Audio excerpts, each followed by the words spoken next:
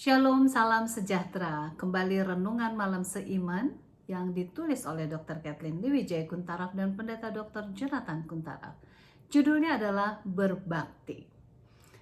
Berilah kepada Tuhan kemuliaan namanya, sujudlah kepada Tuhan dengan perhiasan kekudusan.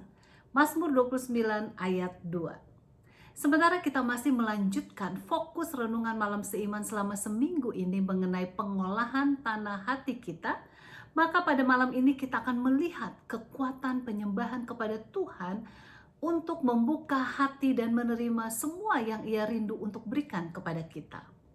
Bagi kebanyakan dari kita, ibadah adalah sesuatu yang kita lakukan dalam lingkungan perkumpulan di gereja.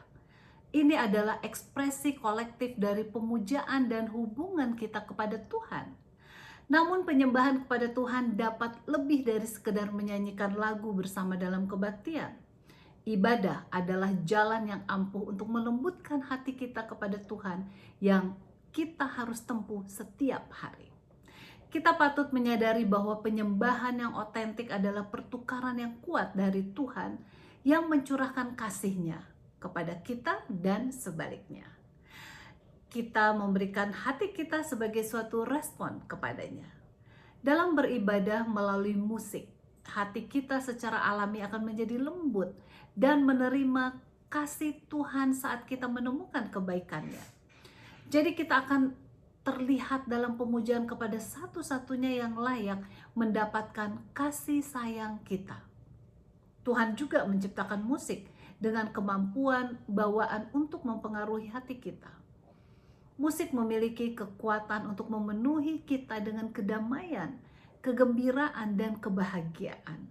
Musik juga dapat menyebabkan air mata tergenang di mata kita, bahkan dapat membuat suatu peristiwa yang biasa menjadi indah. Martin Luther berkata, musik yang indah adalah seni para nabi yang dapat menenangkan gejolak jiwa. Itu adalah salah satu hadiah yang paling luar biasa dan menyenangkan yang telah Tuhan berikan kepada kita.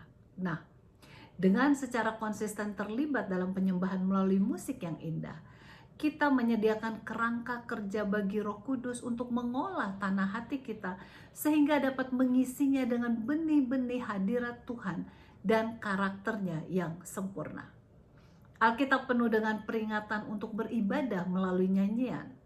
Paulus memberitahu kita dalam Kolose 3 ayat 16, hendaklah perkataan Kristus diam dengan segala kekayaannya di antara kamu, sehingga kamu dengan segala hikmat mengajar dan menegur seseorang akan yang lain, dan sambil menyanyikan mazmur dan puji-pujian dan nyanyian rohani, kamu mengucap syukur kepada Allah di dalam hatimu.